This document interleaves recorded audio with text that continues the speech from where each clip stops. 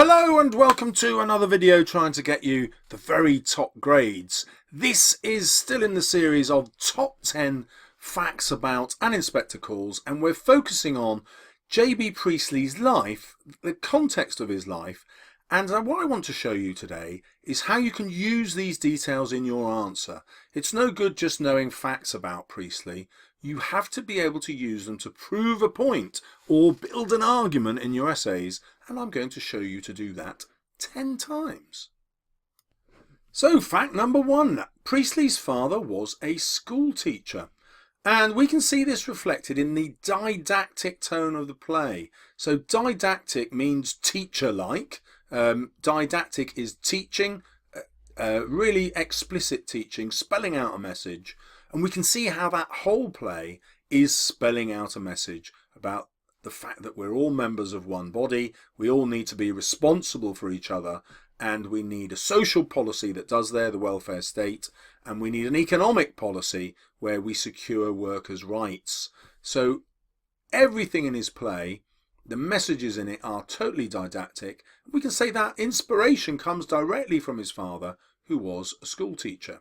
So the inspector embodies Priestley's views. He is the proxy for Priestley, and he is the one who is the teacher, the didactic one. So you've got some vocabulary which you're going to use here in your essay to explain Priestley's purpose as a didactic purpose, and you're going to say perhaps this is inspired by his father's career as a school teacher. Now, interestingly, his first piece of writing was published on the 14th of December 1912 when he was 18 years old. So this is a pivotal moment, a key moment in Priestley's life. And where does he decide to set this play? He sets it in the north where he was living. He invents this place, Brumley, and he sets it deliberately in 1912, partly because this is the huge turning point in his life, and therefore the possible reason he fixes on this year as the key turning point in Eva's life. And the wider point he's making is this should have been a key turning point in the Burlings' lives, but it wasn't because they refused to learn his lesson. Another fact which I really like is that this is also a key turning point in Eva's life, because in 1912 she herself becomes a writer. This is when she writes the diary, and she finds a reader in the inspector. I think this is a lovely coincidence that's going on at the back of Priestley's mind here. She becomes a writer in the very same year and the very same time as Priestley did himself. And so we can see this means that Eva is a kind of recreation of himself. It's very easy to argue that the inspector is like Priestley, asking these hard questions of the ruling classes, but he's also putting himself in the shoes of someone who is weak, has no power in society like Eva, and so she's also an extension of Priestley's views. The other thing that's easy to miss is that this play is an anti-war piece of propaganda. It's not just about socialism and capitalism exploiting workers or looking after workers. He actually wants to prevent future wars. He was seriously injured in June 1916. He came home to convalesce, which means to recover, and then he trained as an officer. So he started off as one of the working classes who didn't have power. He was just an ordinary soldier. He returned in 1917 but was then gassed and returned home to work in administrative jobs in the army, so he was incredibly lucky to survive. So when the inspector warns the Burlings about learning their lesson in fire and blood and anguish, he is talking from bitter experience. And it's crucial that these are the last words that the inspector talks about, because this is the real thing that he wants his audience to think about, not just how Eva is exploited economically and how therefore the millions of John Smiths and the millions of Eva Smiths are exploited economically, but that further point that it's very easy for the capitalist government to then move from exploiting people economically to actually sacrificing their lives without thought in a war. So Priestley makes a direct link between war and socialism in his autobiography, which he didn't release until 1962. And here he's writing about the stupidity of the generals, and he blames their stupidity on their rank in society, on them being upper class. Let's see what he said. The British command specialised in throwing men away for nothing. Killed most of my friends as surely as if those cavalry generals had come out of the chateau with polo mannets and beaten their brains out. Call this class prejudice if you like, so long as you remember that I went into that war without any prejudice, free of any class feeling. No doubt I came out of it with a chip on my shoulder, a big, heavy chip, probably some friend's thigh bone.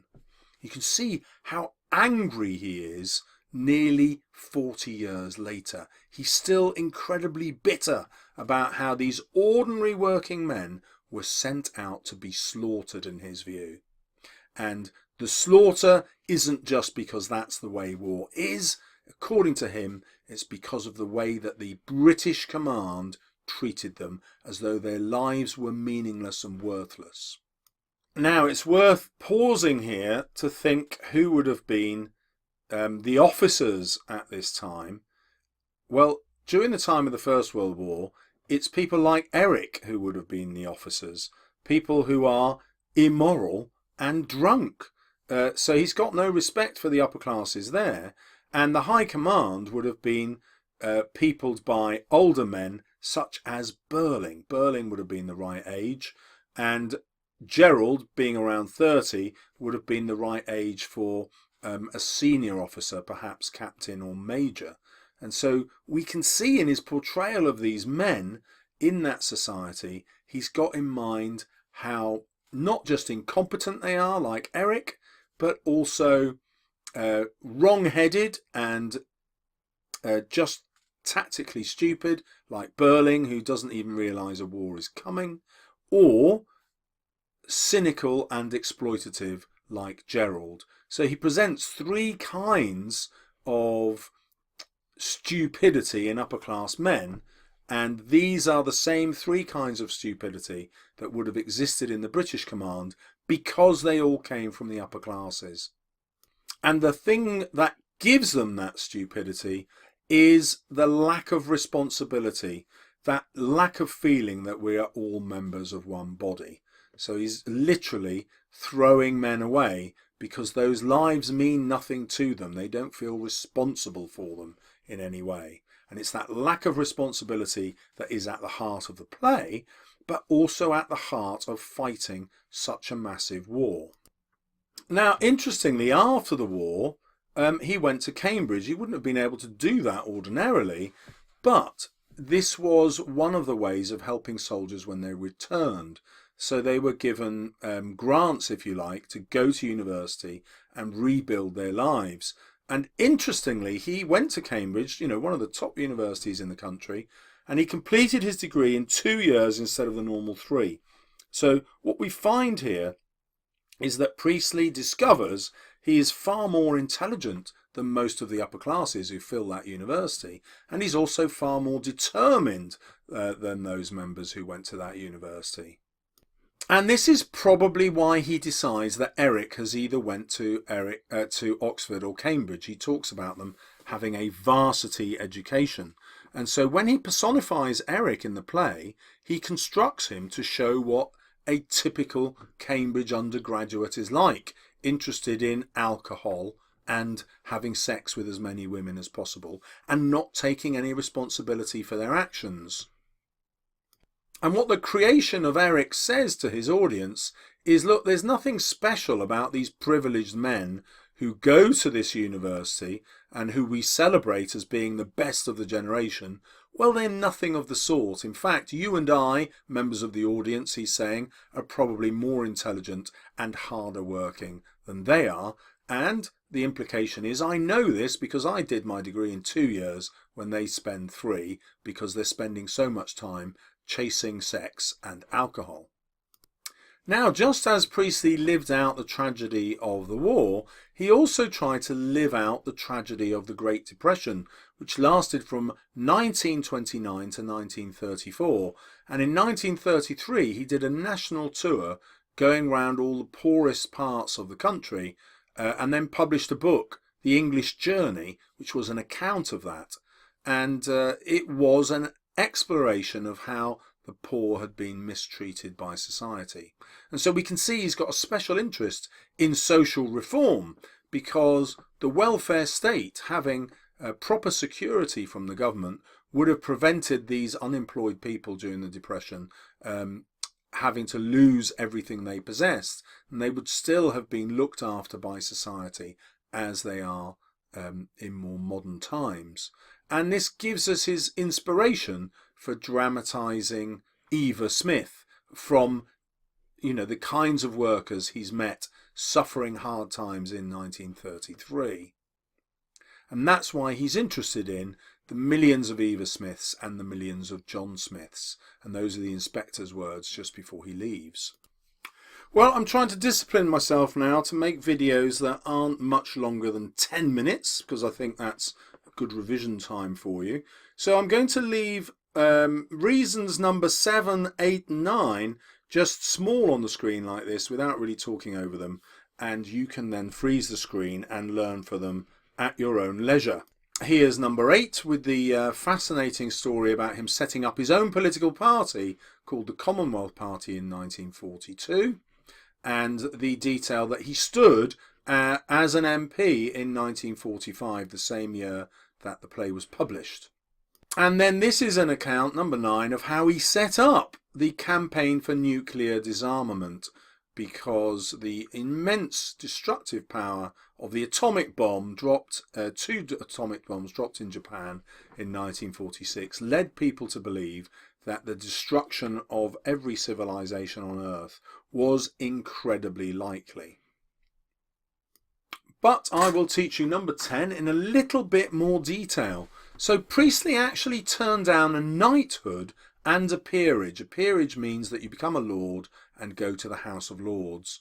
And the reason he did this is that both of them would have been awarded by political parties, and he didn't want to be seen as part of either the Conservatives or the Labour Party. He still wanted to maintain his independence.